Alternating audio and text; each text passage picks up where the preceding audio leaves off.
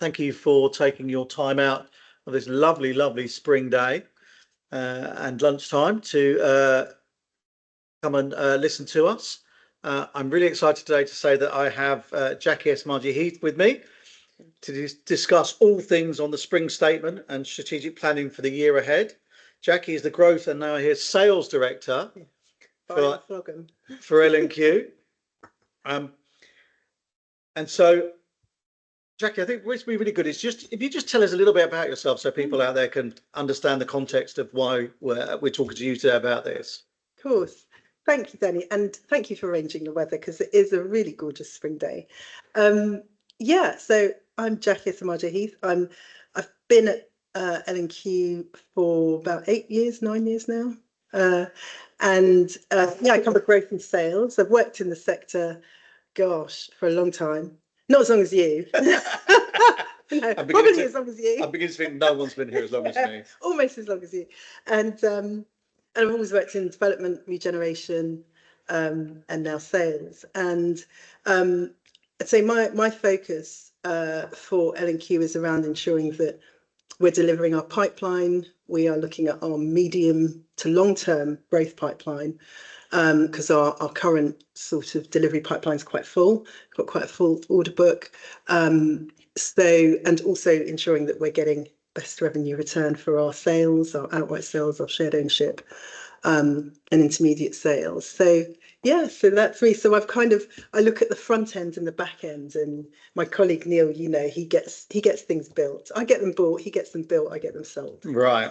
And so spring statement, the 2 billion absolutely immediately impacts your team and what you'll be doing and your strategic thinking. Yeah, potentially. Absolutely. It's brilliant that there is more money for housing. Absolutely, it's welcome. I think the challenge we have is that as a housing association and as a sector, we are really struggling with financial capacity to put towards new housing. So it's very welcome. The government obviously has a very challenging target that we want to help meet. We want to rise to the challenge of meeting that target. But it's difficult at the moment. We're spending a lot on our stock. We're spending a lot on building safety. We're seeing, I think this year, the global accounts, we're seeing the lowest sort of interest cover ever for the sector. So financial capacity is a real challenge. It's a real problem. Absolutely. What I wanted to do was kind of mark the government's homework so far for the spring statement. We've seen 2 billion top up being announced. That's on top of 850 million already. So we are travelling in the right direction. I thought what I would quickly do first, though, is just recap where we are. I think we all know we're in a housing crisis. Absolutely. But this housing crisis hasn't just popped out of nowhere. No. It's 45 years in the making. We now have 1.5 million, maybe more, less homes than we had in 1980. So that's clearly a massive, massive issue. We're not building enough and we're selling too many. We've not reinvested right to buy receipts at all. Mm-hmm. We have had an austerity model for 15 years where we've seen grant rates reduced down from 75% down to as little as 15%, which is clearly unsustainable. And you talked about that capacity. Well, when you have grant rates of 15%, you're sucking all the capacity out of the RP sector. Yeah. And we're also seeing that the local authorities' headroom within the HRA has been massively reduced through a number of different issues, mostly increased costs. Yeah. But also we have a number of other challenges, don't we? We do. I mean, if you just look at headline spending, government spending on housing, 12% of that is actually for new housing. So 88% is actually on things like the cost of housing as opposed to providing new housing. And something's got to change. And when you look at temporary accommodation, the temporary accommodation bill, something's got to change there around where money is going and what the focus is. I think one of the areas that would really help is to start looking at how we can get more equity investment into housing. My own organisation, we are spending over the next 15 years, I think it is, we're spending 3.5 billion on our own stock. because we have to invest in that stock. We have issues, as do many associations, around damp and mould. We have issues around building safety. We have the highest number of tall buildings of any association in the country.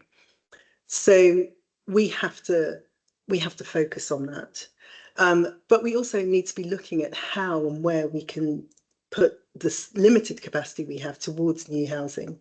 And so if there can be some focus from the government around trying to entice equity investment into the housing sector, into new home delivery, I think that would help, as would increased partnerships. That's something I really wanted to talk about, because there was lots and lots of talk from the government about institutional investment and increasing that institutional investment, and it's currently running about 5 billion coming into the sector, and they want to double that. Yeah.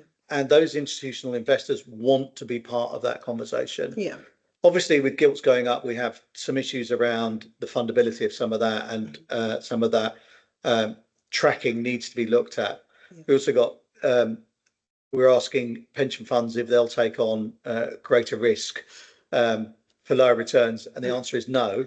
And we're all seeing our pensions being decimated at the moment through Trump tariffs and the decrease in all the stock market. So they're not going to take out on that. It's not their risk. So they need to get that certain level of return, but they are interested in being in the sector. And what I'm hearing is that every G15 RP is looking at some kind of institutional investment vehicle, or some kind of agreement where they can lever in that money, maybe off balance sheet. Yeah, and it's necessary, because we're just not going to be able to meaningfully contribute to the government's target if we don't do that. I think there's also a case of looking at balance sheet capacity for a number of associations. We've got ways to release. There are ways to release balance sheet capacity for us. If you look sort of 10, 20 years ago, things like shared ownership, your shared ownership portfolio had no, unless someone staircased or sold out, it had no real inherent residual value. But now people are seeing the growth in the capital growth from housing. They're seeing that strong rental stream coming from shared ownership. So it's now becoming more attractive to potential institutional investors. So there's something there that can be done.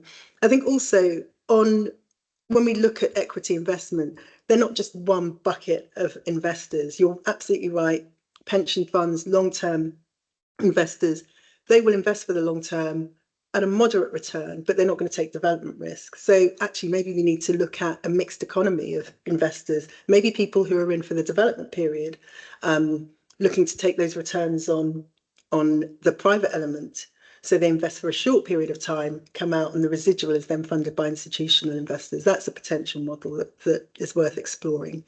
But I think the bottom line is that the capacity that was there in the housing association sector is just simply not there anymore. This is the first year we've had where we have spent more on repairs, major repairs and maintenance than we have spent on development.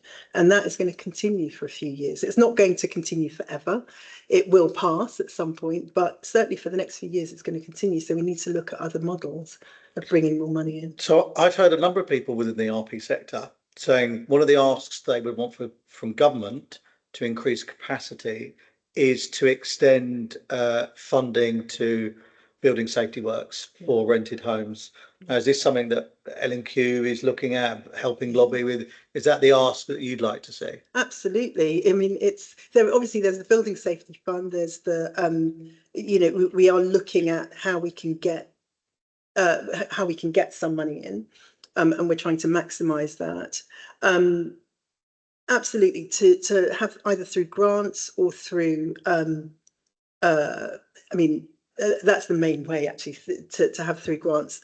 The reality is that the amount that we're spending, if we look at the profile of our spend over the last 10 years as an organisation, the money we previously spent created new revenue streams for us. So we delivered new housing, we delivered new affordable housing, we delivered private sale, which allows us to cross-subsidise. But that money was kind of recycling itself. Now we're seeing the expenditure, quite rightly, we have to make this expenditure into stock reinvestment into building safety, but it's not increasing our revenue streams. So to have some support in that area would be helpful. Yes, I mean, I see when the Blair government first came in, the first thing they did was a decent homes program, which pumped loads and loads of money into local authority stock. Yep. Upgraded that, which really helped the HRA capacity. I mean, at the time, the HRA capacity then went up into central government, which meant that it would just disappear. But really, really helped. It also pump prime's economy. We all know that the multiplier effect of delivering maintenance, but also new build, is really, really high. That pound is worth about £3 going through the economy, so that really, really helps. And so I think one of the things we'd like to see is something along those sorts of lines, where we had a retrofit or a decent homes program, because all the local authorities and RPs are getting clobbered with increased regulation, increased requirements, and wanting to hit net zero as well. So maybe we can funnel some money into some of those areas. We could see that growth coming, because it would free up some of your capacity to then do new build. Exactly. I mean, we're looking, one of the areas that I also cover is regeneration, and we're looking at that. We're looking very comprehensively at our asset base, because some of our homes absolutely suit retrofit, and that would be the right solution. Some of them, retrofit is not the right solution, and we have to look at it in an adult way and say, how do we provide for those customers in the future? Because their homes, we can't make them warmer, we can't make them, we can't insulate them, because in some cases they're already quite small, so dry lining is not an option. So you start to look at, well, what does that mean for those residents, and how do we deliver that over the next few years? So regeneration is a big area for us, and combining that with retrofit. So some we will retrofit, some of it we'll look at, actually we will redevelop. We have to redevelop because there's no other option. And then what does that do in terms of generating land, generating more homes? Because most of these sorts of schemes that we're looking at, there is the potential to increase the number of homes there. So there's a kind of potential win-win. But obviously, these are residents' homes. We have to approach it sensitively and carefully. But there's definitely scope there. I mean, because for years and years and years, we've not been able to put any grant investment into regeneration, haven't we? Yeah. And it's stalled so many projects. Yeah. And so I think we're all saying, aren't we, that one of the asks that we want is not just have the additionality, but get some of that grant into regeneration. Absolutely. If you look at, long-term institutional landlords, they're constantly looking at how they renew their portfolio, how they keep it, how they keep those assets in prime condition, and sometimes it means replacing them. So we need a model that allows us to do that, and we need the funding that goes with that. The GLA and Homes England have been, I think, a bit more relaxed more recently, and are looking at looking creatively at how we can achieve some of these schemes by not just taking that, if you're not increasing, if it's pure replacement, we're not going to look at it. Sometimes that has to happen. You just have to, all you can do is replace, but it still means that it needs funding. I think you touched on a really interesting point there about private sector portfolio holders, because they do look at churning their stock. They do look at upgrading their stock, but also because they're getting increased rents, and they're getting inflationary increases, and they're getting market increases. And obviously within the affordable sector, we can't be seeing market increases, but we've been hampered previously by the rent reduction, which has taken so much capacity out, and then by rent caps. Now we have had a 5-year settlement, but again, I'm hearing within the sector that a 10-year settlement would be so much better in terms of cost of money and the ability to kind of long-term forecast. And also I wanted to touch on today as well is that rent convergence and the impact that would have. Yeah, I mean, having a 10-year settlement, it just enables you to plan. You've got that certainty that allows you to make strategic decisions around your approach. Rent convergence, it's interesting really, because I think from when it first came in, some convergence has happened, but there are still rents that are never going to converge, and you kind of think, is it still working? Is it something that, I mean, I know we've got to do it. It's been set. We're regulated. We've got to do it. But there are rents that will still not converge. And actually, the focus should be about how affordable are the homes that our residents are living in. Are the rent increases sustainable for both the provider and for the tenant? But having a settlement that is longer term, that is kind of slightly depoliticized, would be really helpful. Yeah, I mean, some of the holders of older stock, so Peabody's of this world and stuff, have got people on fair rents which are still below target rents or social rents. So there's a real disparity there, that people living in properties with next door to each other, some are getting a very, very cheap rents. Now, that'd be great if all rents could be at fair rents, but actually we've set them at social rents, and really we need to get that up there. Yeah. And we're looking at millions and millions and millions of extra pounds and extra capacity. Absolutely. And some of the issues I think we need to be thinking about is that we have a responsibility for not just existing residents, but for future residents. I mean, one of the shocking things that all of the statistics that I'm hearing all of the time is that there's 160,000 children in temporary accommodation. Yeah. And there are 90,000 of those in London who are living in temporary accommodation, who this week will go to school from one address and next week will go to school from another address, and that's probably a hotel, or they're living in one room. And so we do have a responsibility to reduce that temporary accommodation. Totally. I mean, we have a project which we started a couple of years ago with local authorities, looking at trying to reduce the temporary accommodation bill, looking at some sort of short, medium-term solutions for temporary accommodation. When we started, we called it Project 123, because at that point in London, 1 in 23 children were living in temporary accommodation. Since the time we started that project, we should be renaming it Project 121, because it's got worse. So we have got an absolute imperative to be providing more housing. But there are so many trade-offs at the moment, stock investment, damp and mold, building safety, new housing. There's that pound can only go so far. Yeah. So we need some more. I mean, I think it's a really hard nut to crack, isn't it? I mean, this issue of housing crisis, as we said, hasn't happened overnight. It's been 40 years in the building, 45 years in the building, and there's been a transference, hasn't there, where subsidy for housing has come out of capital and got into revenue. The housing benefit bill is 40 billion, isn't it?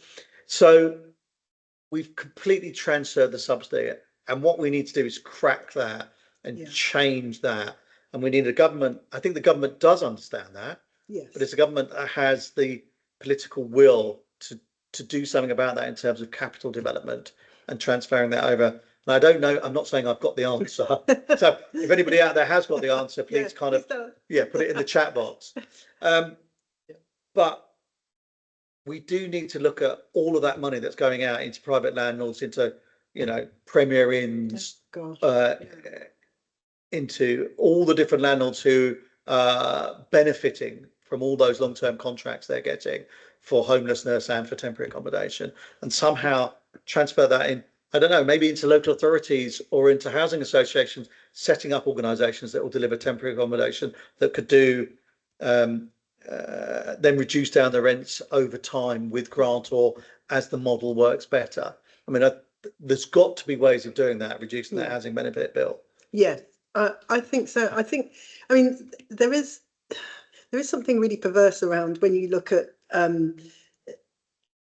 the way that money flows in housing and temporary accommodation in particular. I mean, you mentioned Premier Travelodge. I think it's seen its biggest share increase in years because it is so widely used for temporary accommodation. It's really quite scandalous.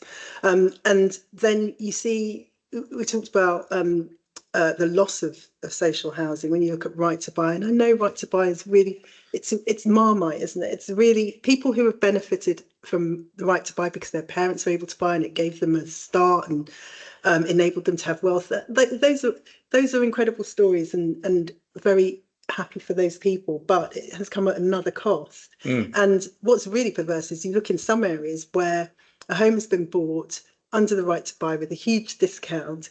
It is then rented back to the local authority for temporary accommodation at inflated rents. It's just like how much subsidy has gone into straight into the private sector. It's just how much is the private sector making out of the misery of temporary accommodation and homelessness? Totally. And if you're looking at right to buy properties now, it's 40% are absentee landlords. Yeah. So that's not what that policy was for. That was for giving people the opportunity to buy, but people have moved out. Yeah. That's fair enough. People have moved on. They want to go somewhere else. But the issue is they've all become private landlords now.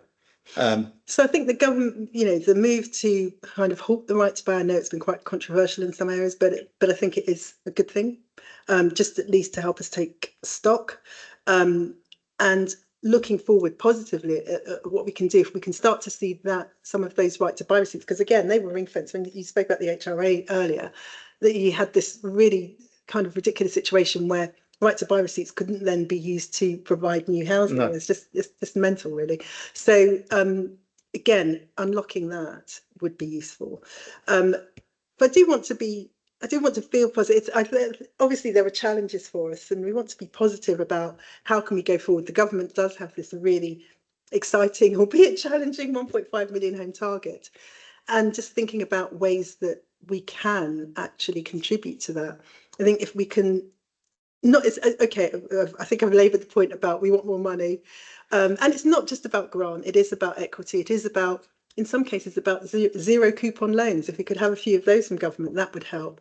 But I think the other thing is around some of the structural issues around getting development done, and that brings me on to the building safety regulator. Oh gosh, that's working well, isn't it? Wow. It's important, it's necessary, but it feels like it's paralysed in terms of just trying to get through that process at any sort of reasonable speed so you can get developments going. It's become the new planning.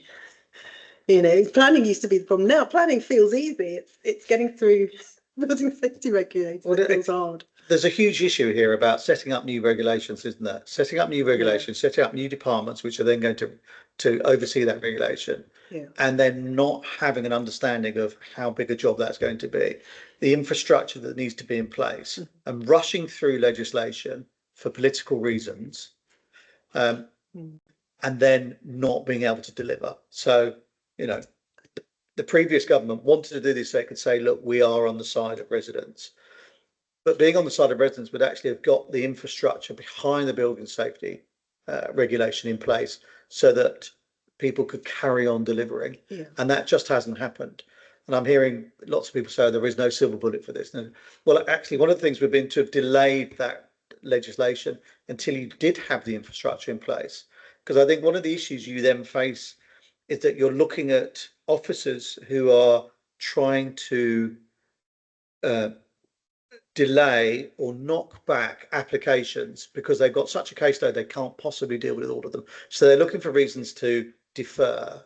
And that leads to a much more adversarial approach to the process, rather than saying, if I've got one case, I'm going to phone you up and talk to you through it. And I want you to succeed and I'll have time to help you.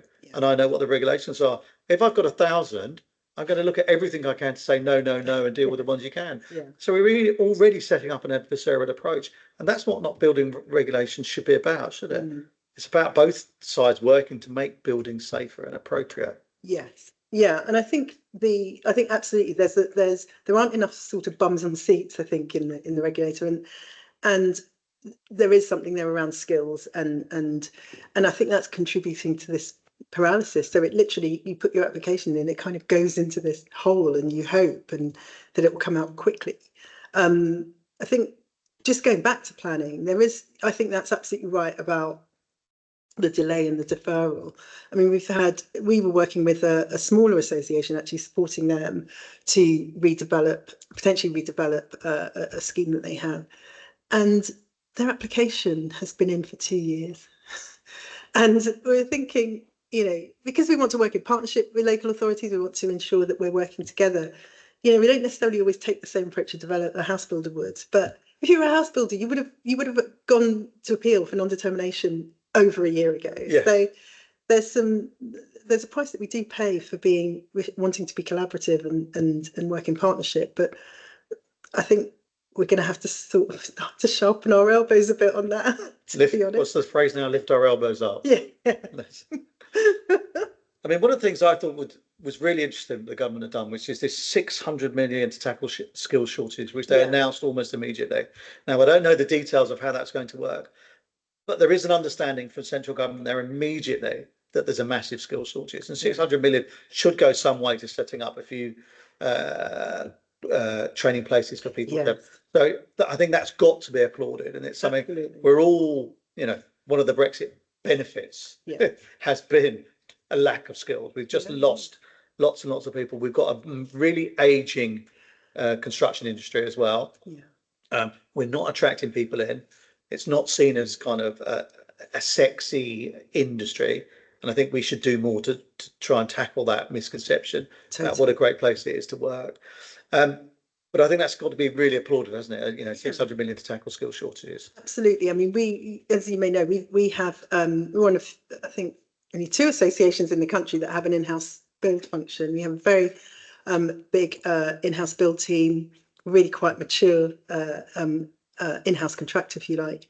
And through that arm, as well as the rest of our business, but particularly through that part of our business, we have a lot of apprentices come in.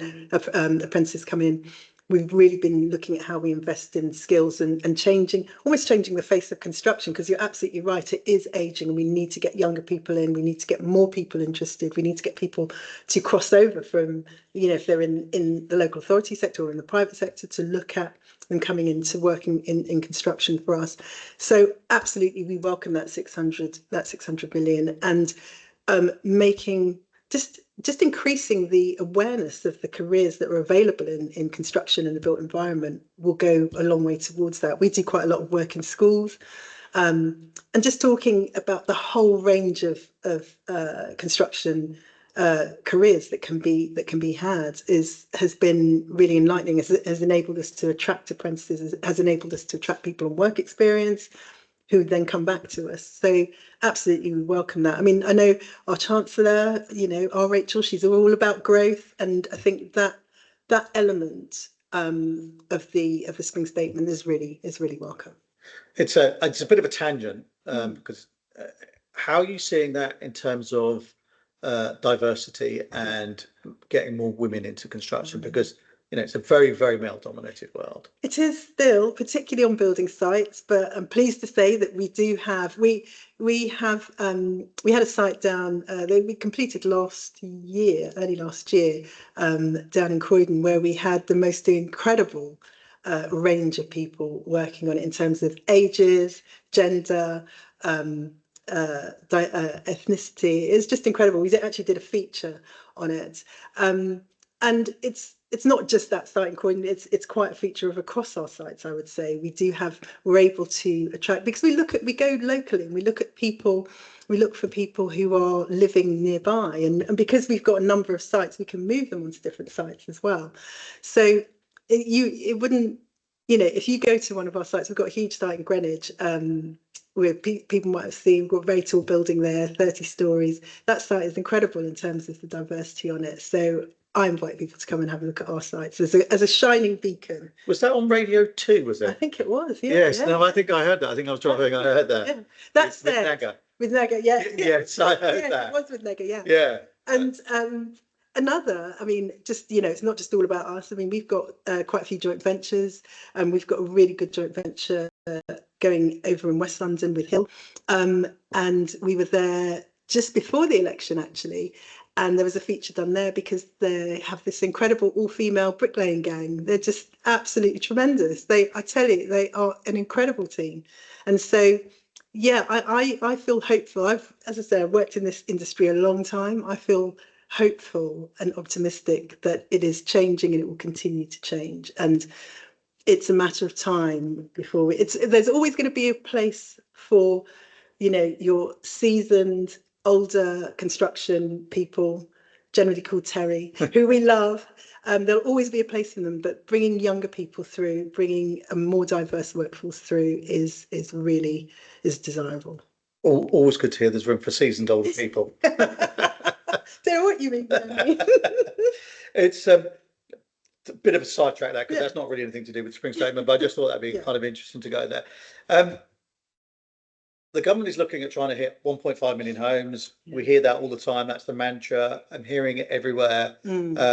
We're in fact sponsoring a campaign run by Toby Fox, the delivery of 1.5 million homes, and what the challenge is for local authorities.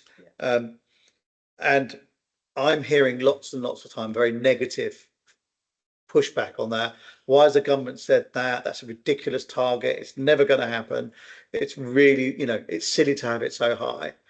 But only this week, the OBR has come out and said that we're likely to achieve 1.2 million homes or 1.3 million homes between the two, given the current rate of progress. So, 200 down. But also what they're saying is that we're going to get to 305,000 homes a year, which hasn't happened since like 1977, I think. And councils are building. And, was only ever really in the periods post-war with Macmillan, with the Homes Hit for Heroes programme.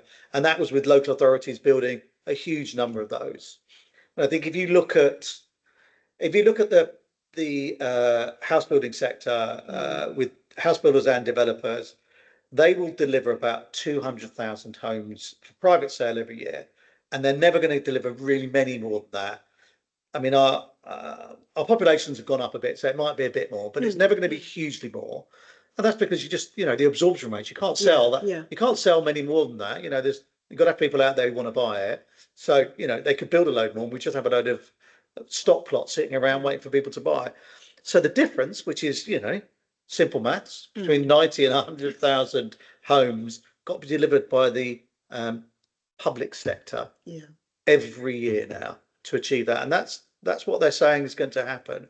So, I think that's a tick for this government, and it's coming out of some of the money that, this top up money of 2 billion that's coming out from the Spring Statement. My worry is, and I think it's their worry as well, which is why I don't think there's been a big splash about it, is because we haven't got the skills, because we haven't got that pool of European labour because of Brexit, that we may see skill shortages, or if you don't get skill shortages, you see increases in inflation. And we've seen big inflation within the construction industry already. And I think central government is very concerned about inflation. We see that Rachel Reeves is one of her number one indicators, isn't it? Inflation, as well as trying to grow the economy. And I wonder, how do we overcome that as a sector to build up capacity to deliver 100,000 homes a year? Yeah, that is the big question. And I suppose it goes back to what we were talking about earlier in terms of, we have got an amount of capacity, probably far less capacity than we had when the target was lower. So it can't be done without working in partnership and without external money, equity into a future new homes programme. And so that's equity that isn't there already. So it's not about moving it from one place to another. It's actually attracting it into investment into housing. Inflation is a really tricky one, because absolutely it's the government's number one focus. I think we have a global economy now, and I think things that are happening across the pond with the tariffs, the T word, tariffs make the world poorer. I think there's just no doubt about it. So I do think increases in inflation are inevitable as a result of that. We'll see how it plays out, because we know that the US president has a tendency to change his mind. You never know. He might. It might have been a big announcement that they might gently roll back from, who knows? But I think that will have an inflationary impact for us, for the rest of the world. There's also a possibility that some things will get a bit cheaper, you know, particularly when we start to look at materials. You know, a lot of materials do come from China, do come from the Far East. They're not, if they're being tariffed out of out of existence in the US market, it might make it cheaper for us. Who knows? But I did wonder about that. I mean, I did wonder if they're looking to dump product because they're no longer selling to America because it's 25 or 30% higher, or if you're, some of those tariffs were ridiculously high, weren't they? For some of the other countries. Will they be looking for new markets? Will they be looking at subsidising some of that, dumping, steel or whatever on the British market, and maybe we will see products going down. Maybe, but the thing is that it's interesting, really, because there's this feeling that tariffs will mean that that China will just accept them or India will just accept them. Maybe they won't. And the thing is, America still needs those goods. They still need them. So where are they going to get them from? So there is, I don't know. I sense that we've got a bit of a rocky time with inflation coming. But let's see. Yes, I mean, it's going to be interesting that because in the construction industry, we're not exporting construction to America, so the impact on our small little industry is not going to be the same as car manufacturers or sellers of whiskey or all the things that that get exported. So I think there will be a lessening impact, but there will be other things. There will be effects. I'm just looking here, and we have had a question which I want to take on because it goes into, I want to talk about partnership with HRAs with local authorities and some of the reasons behind that. But we have a question coming in, which is, are RPs now viewed as the solution makers by the new government as opposed to part of the problem? Well, I will give my 5 pennies worth, and then it'd be interesting to see what you think is talking to local authorities now and talking to some of the central government departments. They're desperate to get 1.5 million new homes built, and they want everybody, and that's everybody, as part of the deal. They want to get everything, and we're seeing local authorities. I was at the Growth Summit Inside Housing conference earlier this week, and we had the leader of Southwark being asked this very, very question, and asked specifically about for-profits, not just traditional HAs, but the for-profits as well. And his answer was very, very clear. I want well-maintained, well-managed, affordable homes. If you can do that, then we will work with you. And that's it. He said he personally wants to deliver social housing, and he wants Southwark to deliver social housing, social rented housing for his residents. But he also wants the for-profits, and he also wants traditional RPs to deliver in his borough as well. So I think very much, yes, everybody is seen as part of that solution, and those for-profits will be levering in that investment capital that we're seeing sloshing around because there's so much of it everywhere. So absolutely, I think there is space for all of us. I think housing associations, of course I will say this, I think we are a big part of the solution.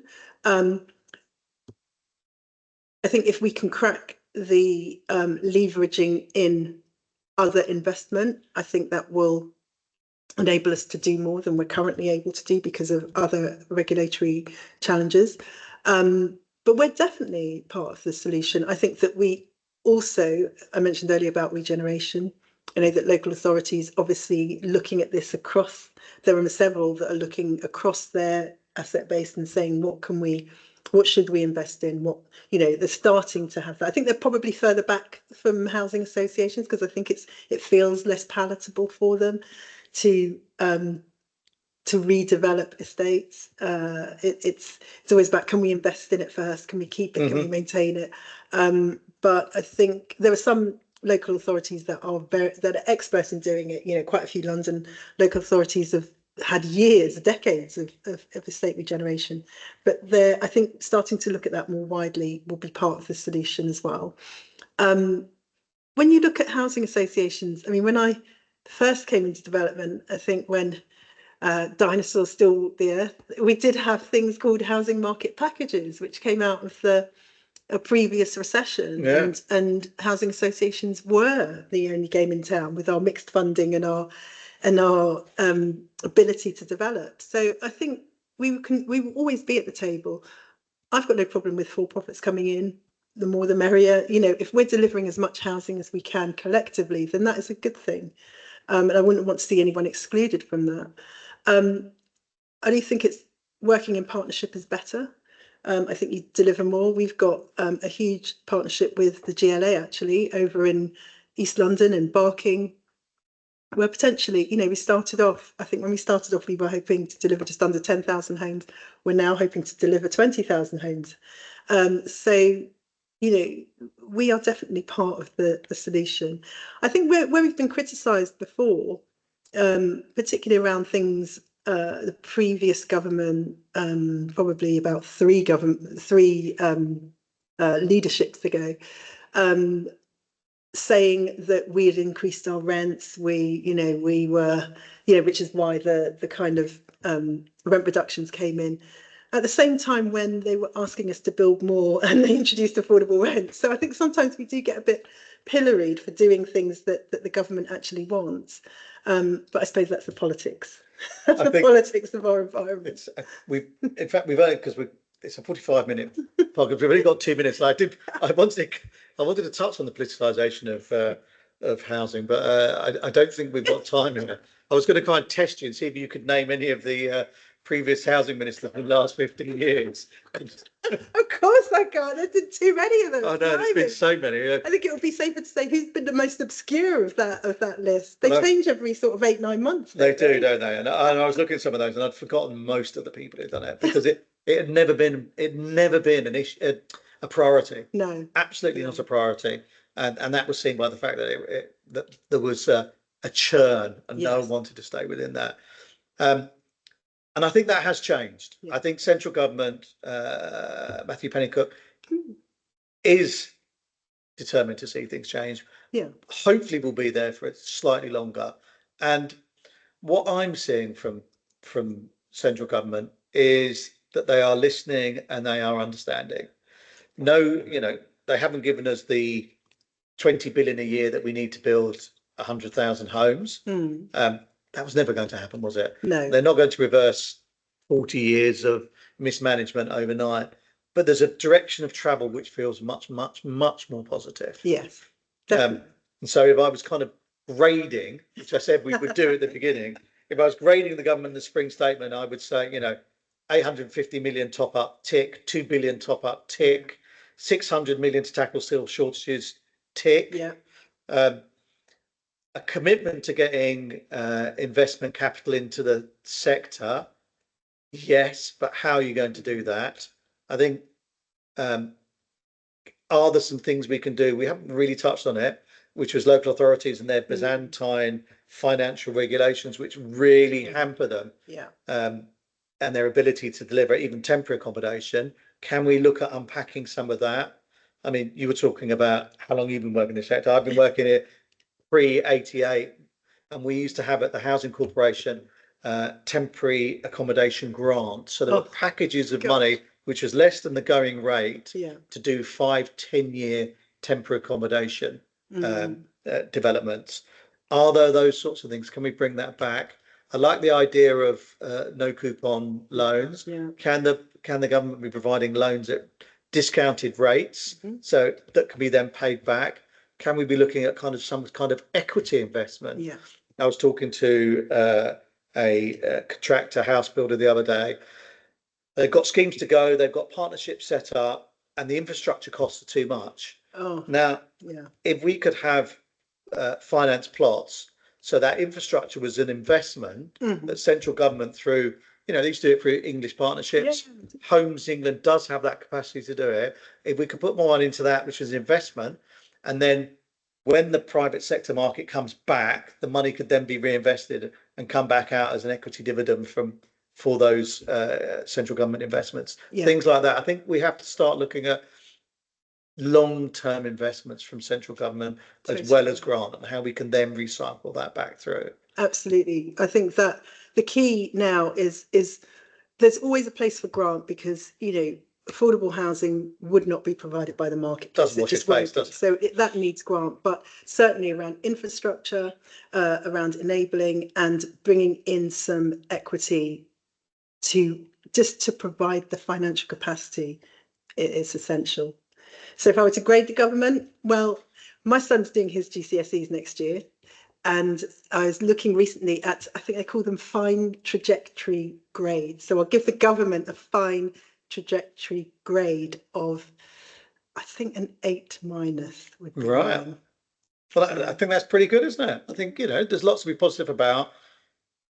Will we get to 1.5 million homes? Probably not. It's better to aim for something higher and really strive to do that. And if we can start delivering 300,000 homes a year, I think we're in a really fantastic place. Agreed. We've run over slightly, so thank you everybody for bearing with us. Thanks all. Thank you, Jackie, for being with us today. Really great, really good chat. Thanks a lot. See you all.